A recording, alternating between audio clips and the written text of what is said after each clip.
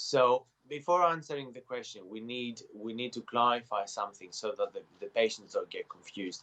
Um, it is it is on a daily basis. Let's say IVF is being used as the generic term for ART, for assisted reproductive techniques, because IVF is one certain type of what we call the ART techniques. So to answer the question, is sperm washed for IVF?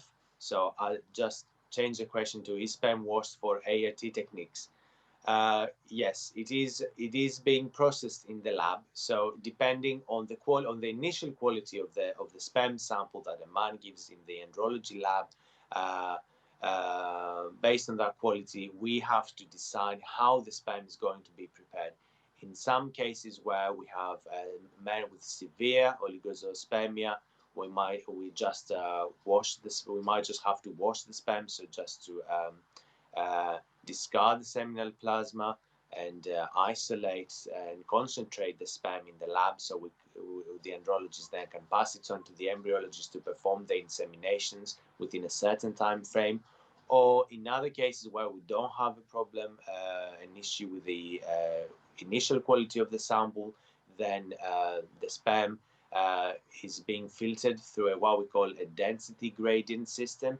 So we use different media in the lab that they act as a filter. So we filter through and we separate the motile sperm and the healthier sperm from the motile sperm, or the sperm with decreased motility.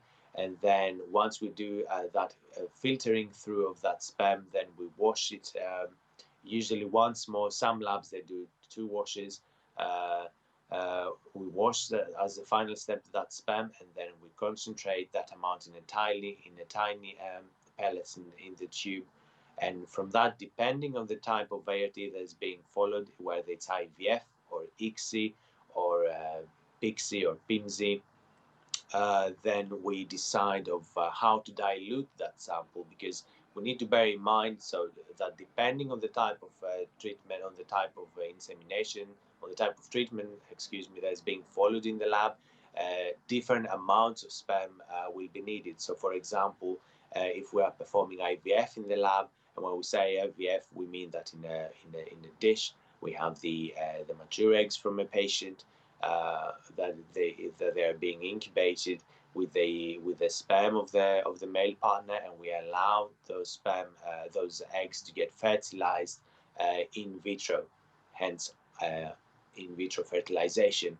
Where in other cases where we have the conventional ICSI, for example, we need just a few amounts of healthy sperm, where the embryologist will isolate one sperm at a time and inject it with one egg.